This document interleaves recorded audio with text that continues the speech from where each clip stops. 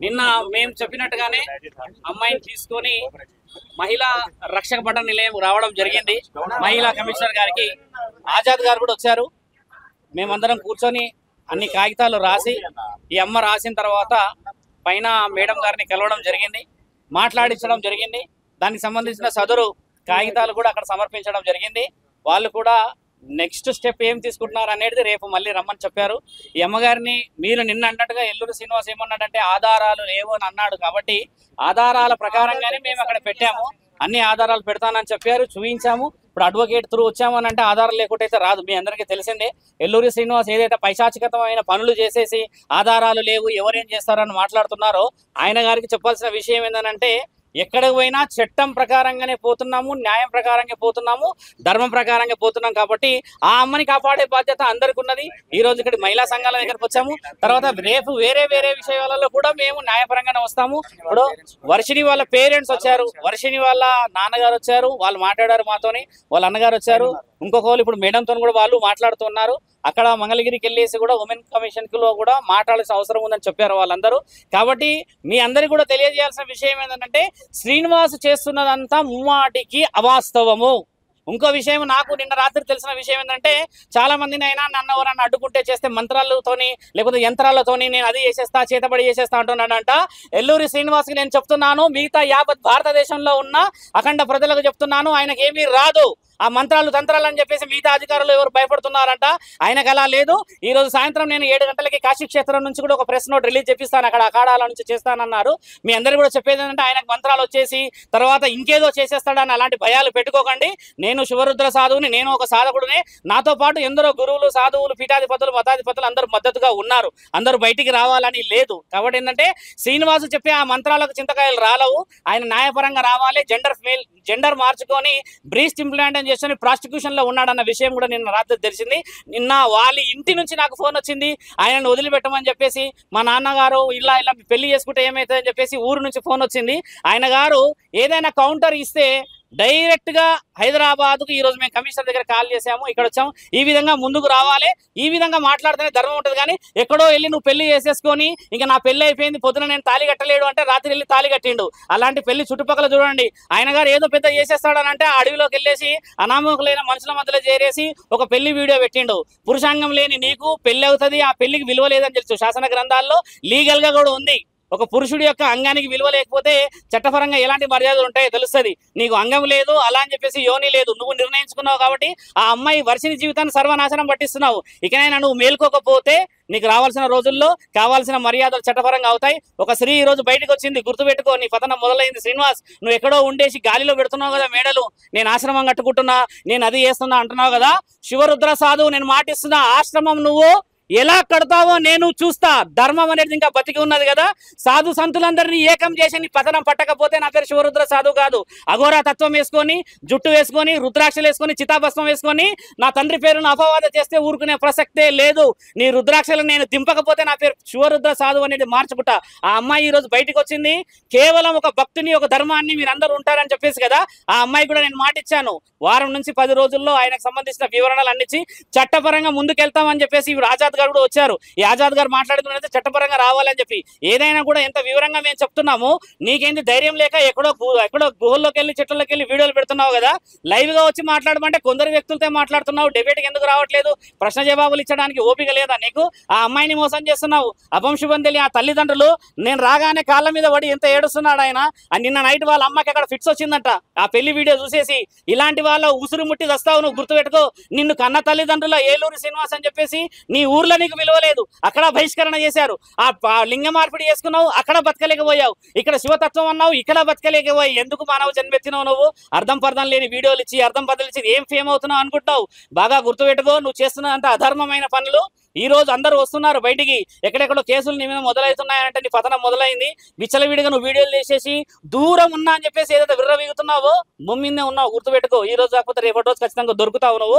దానికి సమాధానం ఈ స్త్రీ చెప్పడానికి ఆ కుటుంబం అంతా సిద్ధంగా ఉన్నది, అక్కడ ఇంకో కుటుంబం అంతా సిద్ధంగా ఉన్నది. శివరుద్ర సాధువుకు నువ్వు సమాధానం చెప్పాల్సిన అవసరం లేదు, అడ్వకేట్ గారికి సమాధానం చెప్పాల్సిన అవసరం లేదు. కానీ నీవు శరీరకంగా వాడుకున్న అమ్మాయికి మాత్రం సమాధానం ఆ కుటుంబానికి చెప్పే బాధ్యత ఉంది. నేను కూడా నిన్ను ఆ సాధు లక్షణం నుంచి కిందికి దింపకపోతే ఈ వారం 10 రోజులలో ఎక్కడికైతే అక్కడికి నేను సిద్ధమే. నీలాగా మాటలు వదిలేయడం నాకు రాదు. ముందుకు వచ్చిన తర్వాత ఏం మాట్లాడాలో, ఎలా నిర్ణయాలు తీసుకోవాలో నాకు తెలుసు.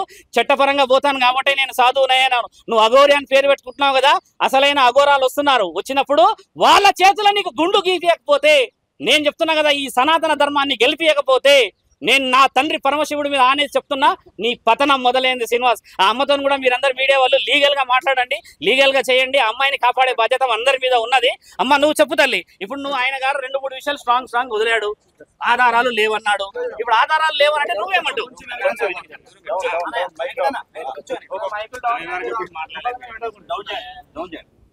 ఈ రోజు నేను ఎల్లూరు శ్రీనివాస్ పైన కంప్లైంట్ ఇవ్వడానికి మహిళా కమిషనర్ నెరల శారద గారికి ఇచ్చేసాను. అన్ని ఆధారాలతోటి నేను అది సబ్మిట్ చేయడం జరిగింది. నేను త్రో పోలీస్ స్టేషన్ ద్వారా, త్రో కోర్ట్ ద్వారా నేను లీగల్గా వెళ్తున్నాను. సో నాకు సపోర్ట్గా మా సీనియర్ అడ్వకేట్ ఆజాద్ గారు ఉన్నారు, గురువు గారు ఉన్నారు. సో నా ఫ్యామిలీ మెంబర్స్, మా మామయ్య, మా అన్నయ్య కూడా ఉన్నారు. సో దీన్ని నేను ఇంకా ముందుకు నేనే కాదు, నాలాంటి ఆడపిల్లలు చాలామంది ఉన్నారని నేను కూడా విన్నాను. వాళ్ళంతా బయటకు రావాలని కోరుకుంటున్నాను. కనీసం మెసేజ్ల రూపంలోనన్నా, కాంటాక్ట్ రూపంలోనన్నా వాళ్ళు బయటకు రావాలని నేను మనస్ఫూర్తిగా కోరుకుంటున్నాను. అంతేకాదు, నిన్న కామెంట్స్ పెట్టిండు నా పైన, నా పర్సనల్ లైఫ్లో ఇన్వాల్వ్ అయ్యాడు. సో నా పర్సనల్ లైఫ్లో ఇన్వాల్వ్ అవ్వడానికి తను ఎవ్వరు? నేను ఏ రోజున తను కాపాడమని నేను ఎప్పుడు అడగలేదు. మరి కాపాడమని నేను అడిగినప్పుడు ఈ రోజు నన్ను కాపాడాలి కదా, అలా ఎందుకు పారిపోతాడు? గత 20 డేస్ నుంచి నా నంబర్ ఎందుకు బ్లాక్లో పెడతాడు? అంతేకాదు, ఈ వర్షిని అమ్మాయి 2 డే ఇప్పుడు ఎందుకు వచ్చింది ఈ అమ్మాయి ముందుకు అని అంటున్నాడు కదా. 2 డేస్ బ్యాకే కదా వర్షిని పెళ్లి చేసుకున్నా అని చెప్పింది. మరి నేను తొందరగా రెస్పాండ్ అయ్యాను కదా. అంతకుముందు తల్లి కూతుల బంధం అన్నాడు, గురు శిష్యుల బంధం అన్నాడు. మరి తన నోటికి అదుపు ఉందా? అలాంటి వ్యక్తి నా పైన ఈ తప్పుడు ఆరోపణలు ఎందుకు చేస్తున్నాడు? నిన్న నేనేదో పాయిజన్ బాటిల్ పట్టుకున్నాను అన్నాడు. నేను పట్టుకొని నేనేదో వీడియో కాల్ చేసి నేను బెదిరించానని అన్నాడు. అంటే మీరే పెళ్లి చేసుకోవడానికి మీరే బెదిరిస్తానని అన్నాడు. నిజంగా అలాంటిది ఏదన్నా పాయిజన్ బాటిల్ అంటే తను మందు అన్నాడు. అది ఏమందో నాకు తెలియదు. ఈ తాగేమందా, అతను తాగేమందా, మరి ఇంకా జనరల్గా ఎవరు తాగేమందా నాకు తెలీదు. నేనైతే పాయిజన్ అనుకుంటున్నాను. ఆ పాయిజన్ బాటిల్ తాగి నేను బెదిరించానని అంటున్నాడు కదా. అదే పాయిజన్ బాటిల్ ఇప్పుడు మీ మీడియా ముందు నేను అలాగే నేను బెదిరిస్తాను. అందరినీ వదిలేసి, వర్షిని కాదు ఇంకా ఏ దర్శిని ఉన్నా వదిలేసి వచ్చి నాతోటి ఉండాలి. ఉంటాడా? మరి అట్లా వస్తే తను నిజం, లేకపోతే తను అంతేగా ఉండండి. ఇంకోటి, తను ఫస్ట్ డే అంటే January 1, 2025 ఇక్కడ లేనన్నాడు. లేకపోతే తను బర్త్డే సెలబ్రేషన్ ఎలా చేసుకుంటాడు వాళ్ళ ఫ్యామిలీ తోటి? చెప్పండి, మీరే చెప్పండి. అతని కేక్ కటింగ్ అవన్నీ ఉన్నాయి. అతను ఎలా బర్త్డే చేసుకుంటాడు? మధ్యప్రదేశ్ లో ఉన్నాడు. ఎట్లా అన్నాడు? ప్రూఫ్ చూపెట్టమని చెప్పండి. నా దగ్గర ప్రూఫ్స్ ఉన్నాయి, అన్ని నేను సబ్మిట్ చేశాను. నేను ఇక్కడ కంప్లైంట్ ఇచ్చాను. రేపు నేను పోలీస్ స్టేషన్, కోర్టు ద్వారా కూడా నేను వెళ్ళి చూపిస్తాను. కానీ మీరు మ్యారేజ్ చేసుకున్నారా? చేసుకుంటే ఎప్పుడు చేసుకున్నారు? వాళ్ళు ఏమైనా మీ దగ్గర ఆధారాలు ఉన్నాయి మ్యారేజ్ చేసుకున్నట్టు? నాకు పెళ్లి అయింది, అవన్నీ ప్రూఫ్స్ తన దగ్గరనే ఉన్నాయి. కానీ ఆ పెళ్లి బలవంతంగా నేను ఇష్టపడుతున్నానని చెప్పేసి కట్టేస్తే అది పెళ్లి అవుతుందా? చెప్పండి. అంటే మీకు ఇష్టం లేకుండా పెళ్లి చేసుకున్నాడా? నాకు ఇష్టం లేకుండానే పెళ్లి చేసుకున్నాడు, బలవంతంగానే చేసుకున్నాడు. కానీ ఈ రోజున ఒక అమ్మాయి పెళ్లి అయిందని చెప్పేసింది కదా, ఇట్లా ఎంత మందిని పెళ్లి చేసుకుంటూ వెళ్తాడు?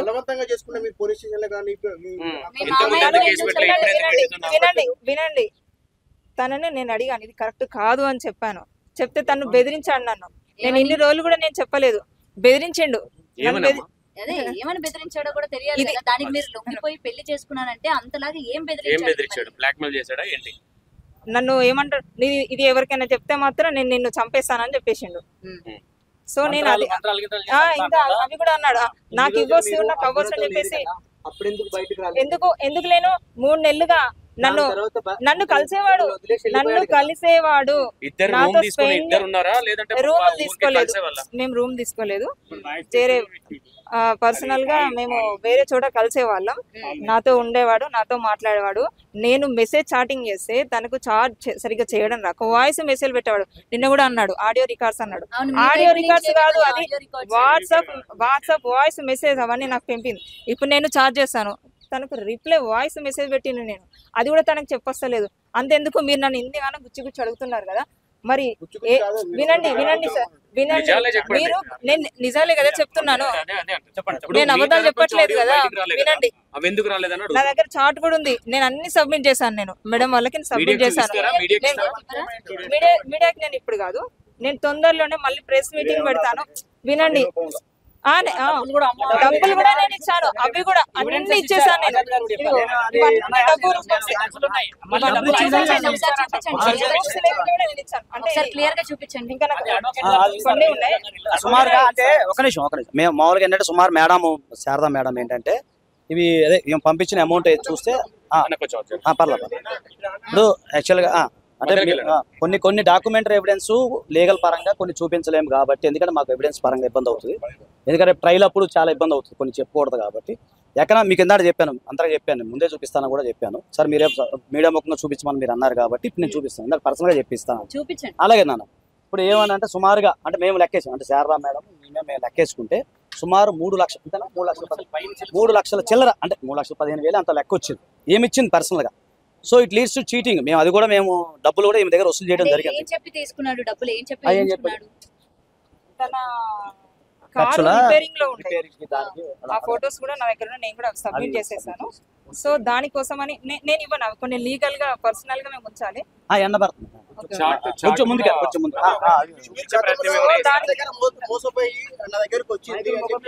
అది అంత అబద్ధము, అది అబద్ధం, అది అంత అబద్ధం అని చెప్తున్నాను కదా. ఇప్పుడు మీకు రెండే విషయాలు చెప్పాను, మీరు అందరూ అర్థం చేసుకోండి. నేను ఒకటి క్వశ్చన్ చేస్తానండి. ఒకటండి, మీరు అన్నారు కదా నేను అన్ని లాయర్ కి లీగల్ గా ప్రొసీడ్ అవుతాను, నేను అన్ని ప్రూఫ్స్ కూడా లాయర్ కి ఇచ్చాను అని అన్నారు. మరి మీడియాకి సంబంధించి మీరు లాయర్ కి ఇవ్వలేదమ్మా, అమ్మ లాయర్ కి కాదు ఇస్తాను, కానీ ఇక్కడ కమిషన్ లో సబ్మిట్ చేసాం. మీ కమిషన్ సబ్మిట్ కమిషన్ అండి, నాకు అంత లేదు, నాలెడ్జ్ అలాగా నాన్న ఇక్కడ ఇచ్చింది మహిళా కమిషన్ లో ఇంకా అక్కడ ఇవ్వాలి. ఉంటాం కాబట్టి నేను ఒక్కొక్కటి నేను పాస్ మీకు చేస్తాను. అర్థం కాదు, ట్రైల్ లో ఇబ్బంది అవుతుంది, లీగల్ గా కొన్ని ట్రైల్ లో ఇబ్బంది అవుతుంది. పెళ్లి చేసుకున్నారా? ఏం లేదు, ఫైనల్ గా ఏం లేదు. మీరు అతన్ని అడగండి ఏంటిది. అతన్ని నాలుక మీద నుండే కదా మాటలు వచ్చినాయి. తల్లి కూతుళ్ళు కదా, గురు శిష్యులు కదా, భార్యాభర్తలు ఎలా అవుతారు? మరి ఏ సనాతన ధర్మంలో రాసుంది, ఏ చట్టంలో రాసుంది? వాళ్ళ అక్కడ అఘోరిలో ఇదేమన్నా ఉన్నదా? ఆయనను చూపెట్టమని చెప్పండి. అంతేకాదు అతను ఫస్ట్ ముఖాముఖి ముందుకు రమ్మని చెప్పండి. ఆయన వచ్చిన రోజున నేను, నా కుటుంబం, వర్షిని వాళ్ళ కుటుంబం, సార్ వాళ్ళు, గురువు గారు వాళ్ళు అందరు ఉంటారు. చుట్టూ మీ మీడియా ఉండాలి. అప్పుడు నేను నిరూపిస్తాను. ఒక్కొక్క రుజువు కావాలన్నారు కదా. అంటే ఇంకా ఎన్ని నెలలు వెయిట్ చేయమంటారు మరి అయితే మమ్మల్ని? అతను రేపు తీసుకొచ్చినా నేను వస్తాను. ఇప్పుడు కమిషన్ ఇప్పుడు జరిగింది ఏంటమ్మా, ఒక నిమిషం ఎక్స్ప్లెయిన్ చేస్తాను. సో యాక్చువల్గా మహిళా కమిషన్ వాళ్ళకున్న రైట్స్ ప్రకారం ఏంటంటే మా యొక్క పిటిషన్ స్వీకరించారు. అమ్మా ఇంద్ర, మహిళా కమిషన్ వారు మేము వేసిన పిటిషన్ స్వీకరించారు ఇప్పుడు వరకు. అది స్టెప్ జరిగింది, ఎందుకంటే మా అడ్మిట్ అయింది అనుకోండి. ఇప్పుడు దానికి సంబంధించిన ఫర్దర్గా ఎవరైతే కరీంనగర్ కదా, వీళ్ళు కరీంనగర్. యాక్చువల్గా మీకు అంతకంటే ప్లేస్ ఆఫ్ అఫెన్స్ అనేది హైదరాబాద్ కాదు, ప్లేస్ ఆఫ్ అఫెన్స్ అక్కడ కరీంనగర్. జరిగిందంత అక్కడే కొత్తపల్లి అదే ఊరు, అదే కొండగొట్టేది ఆ ఏరియాలో. సో మొత్తం అది ఎస్పీ గారికి మేము మాట్లాడతాం. యాక్చువల్ మీకు మీడియా అయిన తర్వాత మళ్ళీ ఇప్పుడు మనం పైకి వెళ్ళి మేడంతో ఒకసారి డిస్కస్ చేయాలి. దానికోసం మేము వచ్చాం. మీది అయిపోయిన తర్వాత మళ్ళీ పై మేడంతో వెళ్ళిన తర్వాత ఒకసారి మేము డిస్కస్ చేసుకుంటాం. మేము లీగల్గా కొన్ని మాట్లాడుకొని అది ఎస్పీ గారికి వెళ్తుందా లేదా డీజీపీ గారికి రాస్తారా అనేది మేడం గారు డిస్క్రిప్షన్ పవర్. రాసిన తర్వాత అక్కడి నుంచి మళ్ళీ వీళ్ళు జరిగిన ఇన్సిడెంట్ అంతా కరీంనగర్ ఏరియా కాబట్టి అక్కడికి వెళ్ళి దానికి సంబంధించిన లీగల్ ప్రొసీజర్ అని అక్కడికి వెళ్తాయి. దానికి లీగల్ స్టెప్స్ అనేవి అది ఎన్ని రోజులు అనేది నాకు తెలియదు. దానికి కొంచెం సమయం పడుతుంది కదా, ఎక్కడైనా లీగల్ స్టెప్స్ అని కొంచెం సమయం పడుతుంది. మేము ఉదయం 10 గంటలకు వచ్చాం, ఇప్పుడు దాకా అంటే సమయం పడతానికి కారణం లీగల్ స్టెప్స్ అనేవి 1 by 1 వెళ్తాయి కాబట్టి అలా వెళ్తుంది. వెళ్ళిన తర్వాత ఇమీడియట్గా అక్కడ కొత్తపల్లి వెళ్ళిన తర్వాత అక్కడ ఏదైనా ఎఫ్ఐఆర్ ఏదైనా నమోదైనా లీగల్గా ఏదైనా కూడా మీకు ఖచ్చితంగా ఇన్ఫర్మేషన్ ఇస్తాము. ఆ ఎఫ్ఐఆర్ కూడా మీకు ఇస్తాం, అది ఓపెన్ డాక్యుమెంట్ ఎఫ్ఐఆర్ అనేది. సో మీకు అది ఇస్తాము. తర్వాత న్యాయపరంగా ఏం కావాలో అది చెప్తారండి. వర్షిని వచ్చిన తర్వాత ఎందుకు బయటకు వచ్చింది, అంతకు ముందు ఎందుకు రాలేదు? మేజర్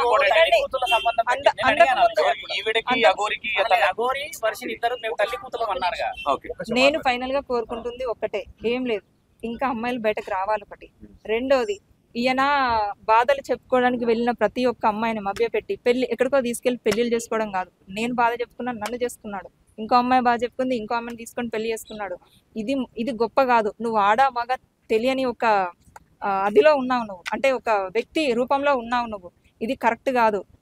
నీకు నిజంగా పెళ్లి చేసుకోవాలి అని అనుకుంటే నువ్వు ఒక వర్షిని కాదు, 100 వర్షిని కాదు, ఇంకా 100 దర్శిని పెళ్లి చేసుకో.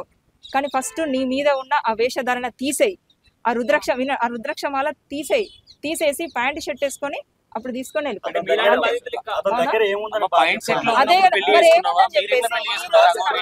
ఈ రోజున పెళ్లిళ్ళు చేసుకుంటున్నావు. సాధువులాగా ఎప్పుడైనా రుద్రాక్షలు సాధువులాగా పెళ్లి వేసుకొని చేసుకున్నారా లేదంటే ముందుకెళ్ళి నార్మల్ ఏదో ఉన్నప్పుడు పెళ్లి చేసుకున్నారా మీరు? అంటే సర్జరీకి ముందు ఏమైనా చేసుకున్నారా? ఆ. లేదు, సర్జరీ అయిన సర్జరీ తర్వాత అయిపోయిన తర్వాత లేడీ కదమ్మా, మీరు ఎట్లా పెళ్లి చేసుకున్నారు ఒక లేడీని? ఇప్పుడు ఆమె ఇట్లా పెళ్లి చేసుకుంది. అలాగా మీరు కూడా- కాదండి, అంటే మీరు కూడా మీరు తప్పని చదువు ఒప్పుకున్నారా? చదువుకొని మీరు ఒక అడ్వకేట్ మీరు ఏం ఆల్రెడీ ఆశించి ఇప్పుడు ఒకటి ఉంది. ఒక కాదండి, నేను ఆశించేదాన్ని ఆ, నేను మీరు ఒక లా చదువుతున్నారు. లా చదువుతున్నారు మీరు.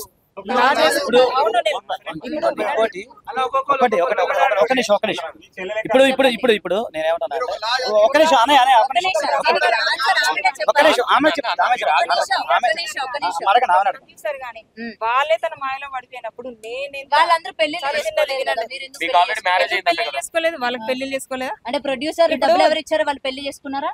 వాళ్ళకు పెళ్ళే కాదండి. నేను శ్రీనివాస్ మీరు పెళ్లి అన్నారు చేసుకో కదా, నమ్మారు అని శ్రీనివాస్ అంటే పెళ్లి చేసుకుని అనట్లేదు. చేసుకున్నారు. ఎందుకు మీరు వాళ్ళలో ఆయన ట్రాప్ లో పడిపోయారు అని అంటే ఒక నేనే కాదు, నాలాంటి వాళ్ళు చాలా మంది పడిపోయారు అని అంటున్నాను. మీరు ఒక ఆయన మాటలు అలాగా ఉంటాయి. ఉన్నారా ఇట్లాంటి బాధితులు? మీ దృష్టిలో అంటే నేను ఇప్పుడే ఒక 2 days నుంచి విన్నాను. ఉన్నారు మీ దగ్గర ఎవిడెన్స్ ఉంటే చెప్పండి, లేకపోతే వద్దు. మీ దగ్గర ఎవిడెన్స్ ఉందా? అఘోరి మిమ్మల్ని పెళ్లి చేసుకోవడం ఎంతైతే తప్పు, మీరు ఆయన చేసుకోవడం కూడా తప్పు కదమ్మా. నేను విన్నాను. అఘోరి మిమ్మల్ని పెళ్లి చేసుకోవడం మీరు తప్పని ఎట్లయితే అంటున్నారో, మరి మీరు నేను అఘోరిని పెళ్లి తప్పని చేసుకోవడం చెప్పేసి కూడా నేను తప్పే కదా? ఖండించాను కదా, అది మీకు తెలియదు కదా. పర్సనల్ గా మాకు బాధ జరిగింది అది. ఉమ్. అది జరిగింది కాబట్టి ఈమెను ఖండించడానికి నేను ఇప్పుడు అంటే బయట వర్షం సరే, వచ్చింది ఇప్పుడు కాబట్టి కూడా- క్వశ్చన్ చేస్తున్నారా? కాదు కాదు, ఇప్పుడు అందరూ మీరు ఫేక్ అని చెప్తూ ఉంటారు. మీరు ఏది కూడా మీడియా పరంగా రిలీజ్ చేయను అంటారు, ఒక ఫోటో కూడా రిలీజ్ చేయను అంటారు. మీరు నేను ఎప్పుడు లీగల్ గా పోతున్నాను ఒక కాబట్టి చాట్ నేను రిలీజ్ ఒక చేయలేను. చాట్ కూడా రిలీజ్ చేయను అంటారు. మిమ్మల్ని ఎలా నమ్మాలి? మీకు ఎట్లా న్యాయం జరుగుతుందమ్మా మీకు ఇవాళ?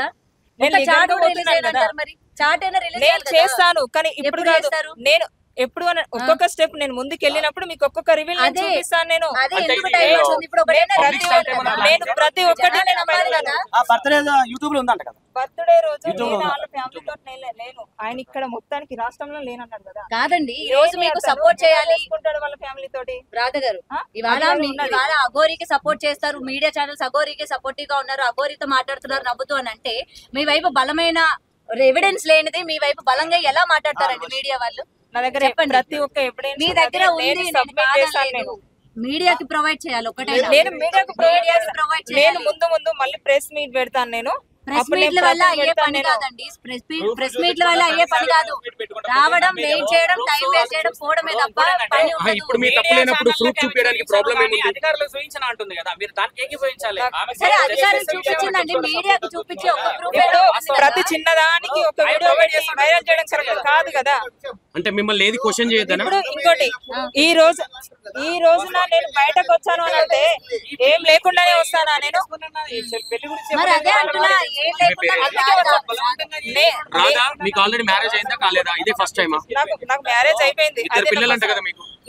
చూపెట్టమని అదే అడుగుతున్నాం, మీరు మీకు చెప్పండి. ఎవరు చూపించమంటే మ్యారేజ్ అయిందా అని మరి అంటే ప్రతి ఒక్కటి మ్యారేజ్ అయిందా అని చెప్పారు. పిల్లలు ఉన్నారని అంటాడు, పిల్లలు ఉన్నారా అని మేము క్వశ్చన్ చేస్తున్నాం, ఆన్సర్ ఇవ్వండి. అది నా అంటుంది కదమ్మా.